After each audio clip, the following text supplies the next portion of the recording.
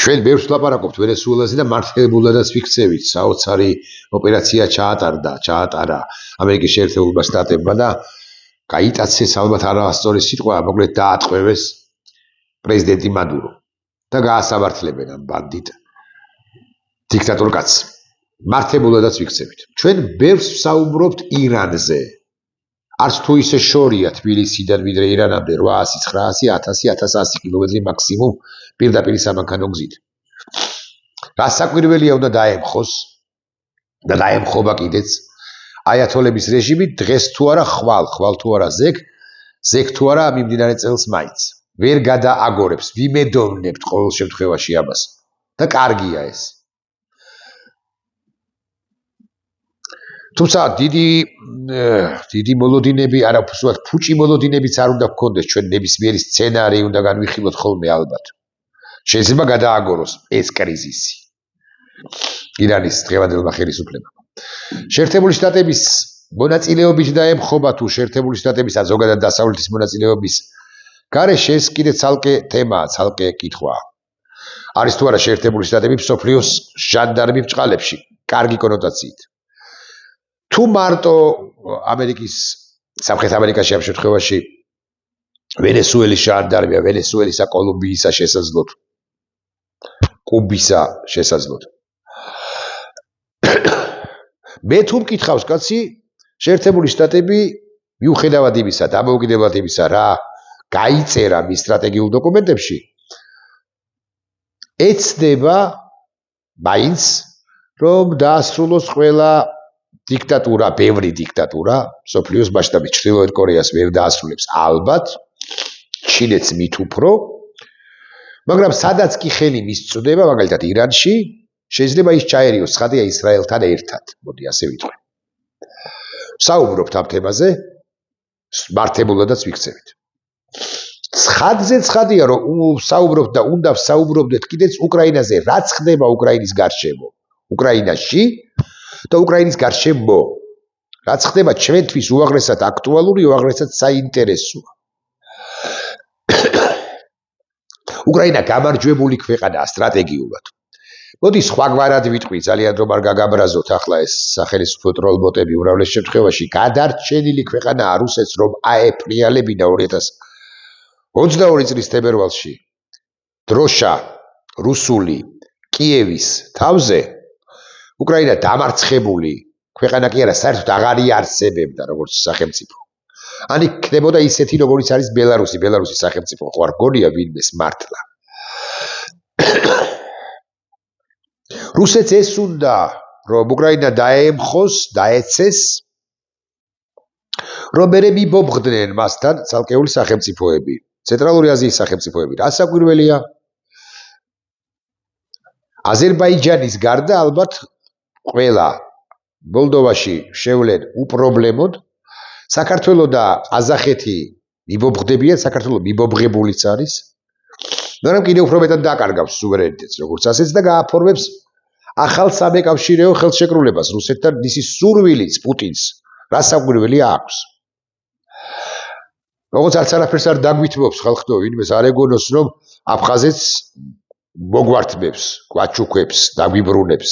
არა, აფხაზეთიც ისევე უნდა შევიდეს ახალ კავშირში, როგორც შევა დანარჩენი საქართველო. თანაბარ უფლებიანი სუბიექტი უნდა იყოს რუსეთის წარმოდგენით კვლავ მიმეორებ. ამიტომ უკრაინა იცავს საქართველოსაც, ან ევროპასაც და საქართველოსაც და თავისუფლებას. რომ ვამბობთ ამას ეს ტყუილი ნათქვამი არ არის. მართლა უნდა ვილოცოთ რომ უკრაინა არა მხოლოდ გადარჩეს, არამედ გაიმარჯვოს. უკეთესი პირობებით გაიმარჯვოს. მართლა უნდა ვილოცოთ რომ ყირიმიც დაიბრუნოს და რუსეთი დაემხოს. ამ შემთხვევაში გამთავისუფლდებით, დამატებით. თუმცა ჩვენი გასაკეთებელი უნდა გავაკეთოთ, რა საკვირველია, ჩვენი უნდა შუა ტყუობადი. რუსეთის მხარეს არ უნდა მოვექცეთ, თუნდაც იმ შემთხვევაში თუ რუსეთი დამარცხდება, რუსეთი ხო არ გაქრება, ხო? ამ საკითხებზე საუბრობთ, აკი გითხარით და მართებულადაც ვიქცევით. მაგრამ ამასობაში ჩვენთან რაც ხდება, ესეც ძალიან მნიშვნელოვანია. ამ მნიშვნელოვან საკითხებს შორის ჩვენ მუდმივად უნდა ამოვწიოთ ხოლმე თემა საბალია, რომელიც ჭირდება. უნდა ამოვწიოთ ხოლმე თემა რა მოხდა 2024 წლის ნოემბრის მიწურულს და დეკემბრის დასაწყისში რა ნივთიერება გამოიყენა ბანდა ქართულმა ოცნებამ. ეს მნიშვნელოვანი თემაა. მაგრამ ასევე მნიშვნელოვანი თემაა მეორე ეს რას აპირებს საქართველოს დე-ფაქტო ხელისუფლება, სხვაგვარად ვიტყვი. 2024 წლის 26 ოქტომბერს ქართულმა ოცნებამ გააყალბა არჩევნები. მიიღო ფორმალურად სესკოს მიერ გამოქვეყნებულ მონაცემებს გაგაცნობთ 1,100,000 ხმა. მაგრამ ჩვენ ვიცით რომ არჩევნები გაყალბდა. ქართული ოცნება ამბობს დაგვიმტკიცეთო, დაგიმტკიცებინათო. არჩევნები გაყალბდა არა მხოლოდ იმ დღეს 26 ოქტომბერს, არამედ გაყალბდა არჩევნები მანამდე, წინა საარჩევნო პერიოდში და ასევე იმ დღესაც, როდესაც სხვადასხვა ფორმის სუჯამში თუ არ ვცდები 17 ფორმის კარუსელი დაატრიალეს ქართული ოცნების ტიტუშკებმა და თითო სამხარაძისა და ირაკლი ზარქუას მიერ მოქოქილმა ბანდიტებმა, მინი ბანდიტებმა. ვერ დაუმტკიცეთ ჩვენ ეს ქართული ოცნებას, უბრალოდ ჩვენ კიდევ დაუმტკიცეთ, მაგრამ მან არ მიიღო ჩვენი მტკიცებები. ჩვენ ვითხოვდით ხელახალ, ძალიან მნიშვნელოვანია ეს ტერმინი, ხელახალ არჩევნებს. უნდა მიგვეღწია ხელახალი არჩევნებისათვის ოქტომბრის მიწურულს, ნოემბერში, დეკემბერში, იანვარში, ოკეი თებერვალში, ოკეი მარტში, ოკეი აპრილში. მაგრამ ვერ მივახციეთ, ქართულმა ოცნებამ უკან არ დაიხია. ახლა ვითხოვთ თუ არა ჩვენ არჩევნებს, ეს არის კითხვა. მე მსმენიერად თქვენს გსმენიათ, რომ ქართული ოცნება არ გამორიცხავს, რომ მართლაც ჩანიშნოს არჩევნები, ოღონდ არჩევნებს უნდა ჩანიშნავს მაგალითად მიმდინარე წლის მაისში, მას ხელახალი არჩევნები არ დაერქმევა. მას დაერქმევა რიგგარეში არჩევნები. რიგგარეში არჩევნები კი ხელახალი არჩევნებისაგან, აკი გითხარით, განსხვავდება, სხვა რამეა, სხვა კონცეფცია. ითვლება, რომ წინა დღეს მოქმედი ეგრეთ წოდებული პარლამენტი კანონიერია და მან მიიღო განაცხადება მათ შორის კრიზისის განმოხტვისთვის ახალი არჩევნების ჩატარების თავობაზე, ჩაითვლება ასე. და ქართული ოცნების მიერ დანიშნული ნებისმიერი არჩევნები საერთოდ უკანონოა, რომ ვიცოდეთ მაინც. ამ პარლამენტის მიერ დანიშნული. იმიტომ ეს პარლამენტი თავისთავად უკანონოა. ამიტომ თუ არჩევნები ჩატარდება, ეს გზა ალბათ ყველაზე სწორია. უნდა ჩატარდეს, უნდა ჩაინიშნოს პრეზიდენტ ზურაბიშვილის მიერ. პრეზიდენტი ზურაბიშვილი გაგიკვირდებათ და გეწყინებათ, არ მოგწონთ შესაძლოა, მაგრამ ერთადერთი ლეგიტიმური პირია მოცემულ ეტაპზე. მას აქვს არჩევნების ჩანიშვნის და ვიდრე არჩევნები ჩატარდება,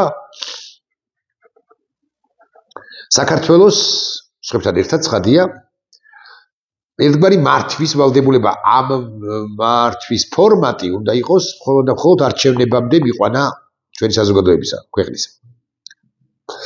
ამაზე არ ვლაპარაკობ ახლა, მე ვლაპარაკობ რიგგარეში არჩევნებზე. ქართული ოცნება არ გამოირიცხება, რომ ჩანიშნავს სწორედაც რომ რიგგარეში არჩევნებს და ახლა მე დავსვამ კითხვას, გვჭირდება ჩვენ ესეთი არჩევნები?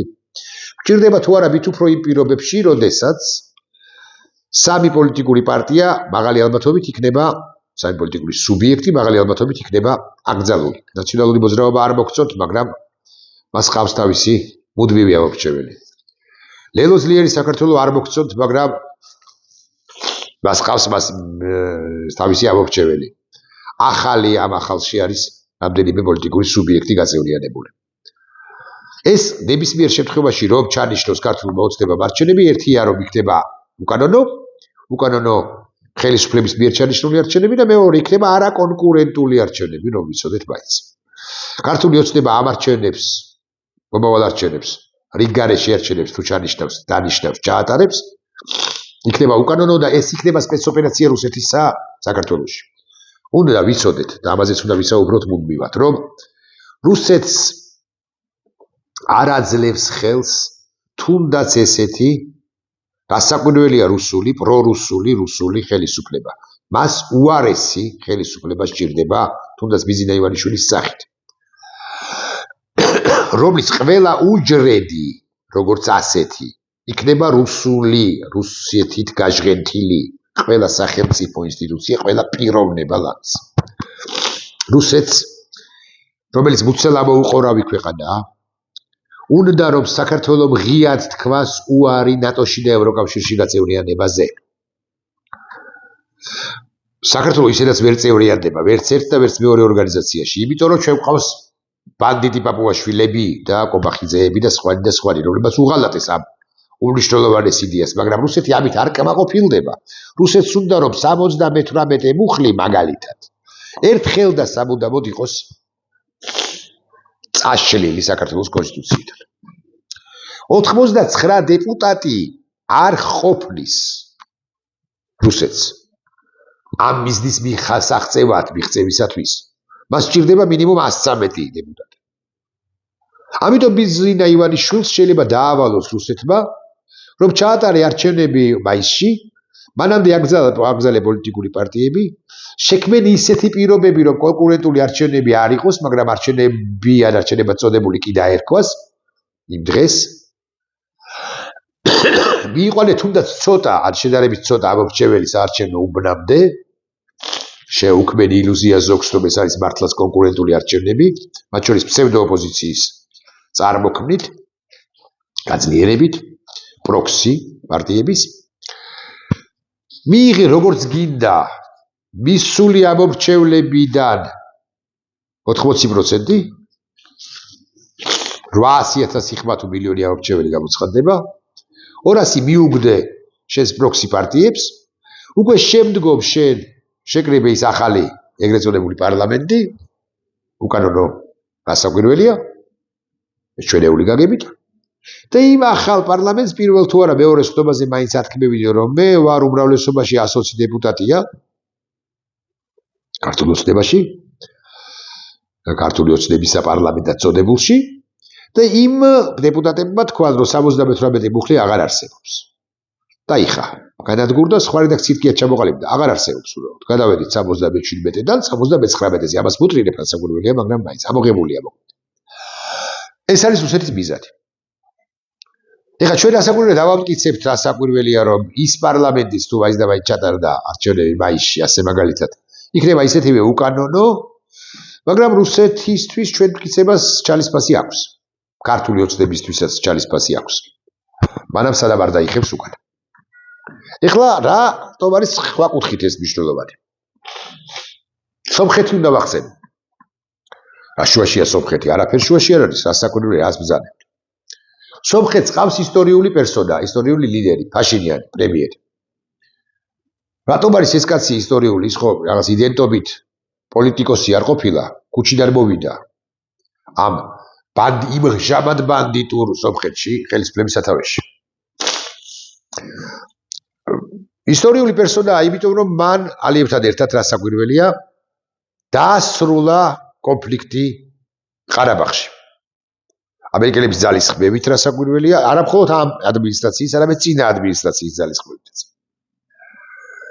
რაც მთავარია, სომხურ საზოგადოებაში ჩაკლა მეთქი, თქვენ ისე მართვით აბზნას ვიხმარ, რევანშის სურვილი, ან დიდწილად ჩაკლა. რევანშის გაღვივება, რევანშის სურვილის გაღვივება სომხურ საზოგადოებაში არის მხოლოდ და მხოლოდ რუსულ ინტერესში. რუსეთი, რომელიც არც მიეხმარა სომხეთს აზერბაიჯანთან კონფლიქტების დროს, უნდა რომ მათ შორის მუდმივად არსებობდეს დაძაბულობა. სომხეთის სათავეში იყოს იმ ტიპთა ერთობა, იმ ტიპთა ჯგუფი, რომლებიც მუდმივად გააღვივებენ ამ კომპლექსებს თუ გნებავთ ასე ვიტყვი, ამ ნარატივს თუ გნებავთ ასე ვიტყვი. და იტყვიან, რომ ჩვენ ძალით წართმეული ყარაბაღი, ჩვენ ძალითვე უნდა დავიბრუნოთ და ეს შეპირისპირება აზერბაიჯანსა და სომხეთს შორის განახლდება. ფაშინიანი რატომ არის ისტორიული ფიგურა, კიდევ ერთხელ ვთქვათ, ორი სიტყვა. იმიტომ რომ ის კლავს, ან მან ჩაკლა ეს წიახსნა, ეს სურვილები, სურვილუკები საზოგადოებაში. თქვა რომ ჩვენი გზა არის ევროპისაკენ. ჩვენ უნდა დავცილდეთ რუსეთს, ჩვენ უზარმაზარი პრობლემები გვაქვს აკე გიუმრის ბაზა, მაგრამ ამის მიუხედავად უნდა დავნაგდეთ თურქეთთან და სომხეთთან და საქართველოსთანაც, მაგრამ საქართველო ხო არა ადეკვატური ქვეყანაა, ლოკომოტივი უნდა ყოფილიყო სომხეთისა და თვითონ კიდე ჩიხად იქცა. და დეიზოლაციას ახდენს ფაშინიანი სომხეთისა. ხო და ამ ფაშინიანმა რატომ გიამბობთ მის შესახებ?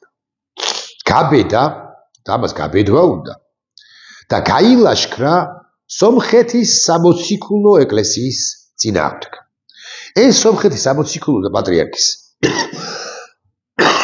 წინააღმდეგ, ეს სომხეთის სამოციქულო ეკლესია უბრალო ავტორიტეტი კი არ აქვს, მას დაახლოებით ისეთივე ავტორიტეტი ჰქონდა, მოდი ესე ვიტყვით თქვენისდებართვით. რა ავტორიტეტიც აქვს არ ჰქონდა ჩვენ საზოგადოებაში საქართველოს სამოციქულო ეკლესიას გაჯერებულს, გაჟღენთილს, უმრავლეს შემთხვევაში სწორედ საქართველოს რუსეთთან დაახლოების სურველი ღვთაებმსახურებით. ჩვენთან ეს ვერავინ ვერ გაბედა, მიშა სააკაშვილმაც კი. არ გულისხმობ მაინც და მაინც მიშა სააკაშვილის გალაშქრებას პატრიარქი ილია მეორის წინააღმდეგ. მე გულისხმობ სააკაშვილის გალაშქრებას იმ რუსეთობის წინააღმდეგ, რომელიც არის ჩაბუდებული და ჩაჭაობებული საქართველოს საპატრიარქოში. პირიქით, მოცემულ ეტაპზეც კი, როდესაც სერიოზული ეგზისტენციური არჩევანის წინაშე არის ქვეყანა, საქართველოს საპატრიარქო ყველაფერს აკეთებს იმისთვის, რომ გაძლიერდეს რუსეთი აქ და რუსული ნარატივი და რუსულ-ქართული ოცნება რეალურად. რატომ? იმიტომ რომ რუსულმა ოცნებამ შესანიშნავად აუღო ალღო, როგორ უნდა იმოქმედოს საქართველოს საპატრიარქოსთან და ცალკეულ მაღალ იერარქებთან. ამი გლუკოზებს, არა, კამფეტებს, ფოჩიან კამფეტებს აწვის რა, პირდაპირ თუ უფრო ირიბი მნიშვნელობით. საქართველოს ნეიტრალიტეტის მსურველი რუსეთი გარკვეულზე მაღალი არა, გარკვეულზე დაბალი ალბათობით ჩვენ შემოგთავაზებს რეფერენდუმს. თემაზე ეს განიხილება უნდა იყოს თუ არა საქართველოს ნეიტრალური და შესაბამისად უნდა იყოს თუ არა ამოღებული 78 ხსენებული მუხლი კონსტიტუციიდან. რეფერენდუმში დამარცხდება ქართული ოცნებაო თუ ვინმე იტყვის გულუბრყვილოა ის თქმელი. ქართული ოცნება ჯერ ერთი გააყალბებს რეფერენდუმის შედეგებს და მეორე იმდენად დაბალი არა, ცოტა რაოდენობის ამორჩეველი გამოცხადება საარჩევნო უბნებთან რეფერენდუმის ჩატარების შემთხვევაში, რომ ქართული ოცნება რასაკვირველია 50-ზე მეტ პროცენტს გამოცხადებულთაგან მიიღებს. ოღონდ მიიღებს და იტყვის, რომ ჩვენ ნეიტრალური სახელმწიფო უნდა ვიყოთ, ოღონდ იმისთვის, რომ ეს ყველაფერი ბეჭედ დასმული ან ძახილის ნიშად დასმული იყოს, მას სჭირდება სწორედაც რომ დავაკავშიროთ ახლა ეკლესია. ეკლესია და ამბიონებიდან ქადაგება იმისა, რომ საქართველოს უნდა იყოს არა დასავლეთთან. პაპუაშვილის ავტორიტეტი ამას არ ყოფნის. ამას სჭირდება რომელიმე ღვთაებმსახურის და მაღალი იერარქიების ინტენსიური ბრეინვოშინგი, თვითა რეცხვა ამბიონებიდან ქადაგებებში. ახლა მე დავსვავ კითხვას, ერთ პიროვნებას ვახსენებ. რატომ შეხვდა არც თუ დიდი ხნის წინ რუსეთსა და საქართველოს ორმაგი მოქალაქე ვინმე ბიზნესმენი მამუკა ფიფია საქართველოს კათოლიკოს პატრიარქს ვინ შეახვედრა? ეს ის ფიფია, რომელიც ითხოვს რუსეთში მოღვაწე, რომ საქართველოს დამოუკიდებლობა საერთოდ გაუქმდეს, უფრო ზუსტი რომ იყო, გაფორმდეს რუსეთსა და საქართველოს შორის გეორგიევსკის ტრაქტატი 2, სწორედ ასე უწოდა მან შეთანხმებას რამდენიმე ხნის წინ, რამდენიმე დღის წინ, რამდენიმე ხნის წინ მოსკოვში შეთანხმებას კი არა პროექტს. ეს კაცი არის 2023 წელს პარტიად გადაკეთებული სოლიდარობა მშვიდობისათვის ამ პარტიის ლიდერი და რუსეთის ორბიტაზე საქართველოს დასაბრუნებლად თანმიმდევრულად მოქმედი პირი. პუტინის მეხოთბე არასრული 50 წლის. თეონა ქუბარდია ჩემი მეგობარი წერს. როდიში გამქცევია. უფრო ზუსტი რომ იყო, მან ვიდეო ბლოგი გამოაქვეყნა არაჩვეულებრივი. მაგრამ ეხლა 60 საათის წინ. მაგრამ აი რას წერს. კრემლის აქტიური ღონისძიების იგორ გიორგაძის ვიდეო მიმართვას თქვენ ალბათ ნახეთ. და კიდევ ერთი კრემლის პროექტის ბაბუკა ფიფიას მიერ პატრიარქთან შეხვედრის პოლიტიკურად გამოყენებაზე ვსაუბრობ ამ ვიდეოშიო, ვიდეოს ნახვას გირჩევთ მის Facebook გვერდზე. ბაბუკა ფიფიას პოლიტიკურად გააქტიურება დროში ემთხვევა რუსეთის მიერ უკრაინის წინააღმდეგ ფართო მასშტაბიან ომს, ანუ 2022 წელს გააქტიურებულა ის ბანდიტი კაცი. ის ბანდიტი კაცი, რომელსაც აქ დასაყრდენები ეყოლება ინტელიგენციაში და კიდევ რატოვში, ანუ იმ სასტავში, რომელსაც ჰქვია ნეიტრალური საქართველო. მოკლედ, თეონა წერს, რომ პუტინის მიმართ ლოიალური სოლიდარობა მშვიდობისათვის 23 წელს გადაკეთდა პარტიად, მისი თავმჯდომარე მიხეილ ჟღენტი ყოფილა, საქართველოს დამოუკიდებლობას ეს ჟღენტი ბატონი დამღუპველად და შეცდომად მიიჩნევს. ხოლო ბაბუკა ფიფია ეხმარება თურმე ამ პარტიას და პარტიის წევრიც არის, რამდენადაც ხვდები და ამ ბაბუკა ფიფიას ჰუმანიტარული დახმარება ჩაუტარია რუსეთის კურსკის ოლქში, მას შემდეგ რაც იქ უკრაინის არმიის ნაწილები შეიჭრნენ. ბაბუკა ფიფიას ახლო მეგობარი ოთარ ფარცხალაძე რომანოვიო ამბობს თეონა, შტატების მთავრობის მიერ დასაქციელებული პირი, ამ 1000 რო გამოუცხადეს ბრძოლა. გეორგიევსკის ტრაქტატ 2-ის გაფორმება რუსეთთან ამის შესახებ ილაპარაკა ფიფიამ თურმე 24 ივლისს მოსკოვში კონფერენციაზე გეორგიევსკის ტრაქტატი წინაპნების ისტორიული არჩევანი. და ის თურმე ლობირებს იმას, რომ არა მარტო 78 მუხლი ამოვიღოთ, არამედ გააუქმდეს კი აღდგეს უკაცრავად და დიპლომატიური ურთიერთობები საქართველოსა და რუსეთს შორის და ფიფია ამბობს, რომ დასავლური ძალების ხელშეშლის მიუხედავად მან გააკეთა პეტიცია და 157,000 ხელმოწერაც კი შეაგროვა საქართველოს მოქალაქეებში. მოკლედ, ამ გამოწვევის წინაშე ვართ ახლა მოცემულ ეტაპში და უნდა ვიცოდეთ, თუ ქართული ოცნება ძალიან უცნაურ წინადადებას ვიტყვი. შანიშნავს არჩევნებს 2026 წლის 100 მაგალითად მაისის თვეში ჩვენ ერთიანი და მძლავრი ფრონტით უნდა დაუპირისპირდეთ მას. და უცნაური წინადადება კი არის ამგვარი. კი, არ უნდა მივიღოთ მონაწილეობა, მაგრამ უნდა ვიცოდეთ, როგორ ჩავშლით კრემლის ამ პროექტს. უნდა ვიცოდეთ და უნდა ვიცოდეთ, როგორ შევქმნით ქართული ოცნების კრიზისს. რომ მან რუსეთს არ განახორციელებინოს მორიგი საშინელებები ჩვენს ქვეყანაში. დააკვირდით, ბიზიდა ივანიშვილიც კი გამოვა ასპარეზზე ერთ ინტერვიუს მისცემს რომელიმე ბანდიტურ ტელევიზიას და იქ თავად კობახიძის ავტორიტეტი არ ეყოფა ხალხო ამას. პაპუაშვილისა მით უმეტეს. თავად ბიზიდა ივანიშვილი იქნება გამხმიანებელი ახალი არჩევნებისა, რაც მადასტურებელი იქნება კიდევ ერთი, რომ ბიზიდა ივანიშვილი ვერ დაუძვრა რუსეთს. გამოდის თუ არა ბიზიდა ივანიშვილი ასპარეზზე, ეს იქნება ამ ვიდეო ბლოგის სათაური უფრო ზუსტი რომ იყო. გვეტყვის თუ არა ბიზიდა, რომ არჩევნები ჩანიშნულია. ნახვამდის.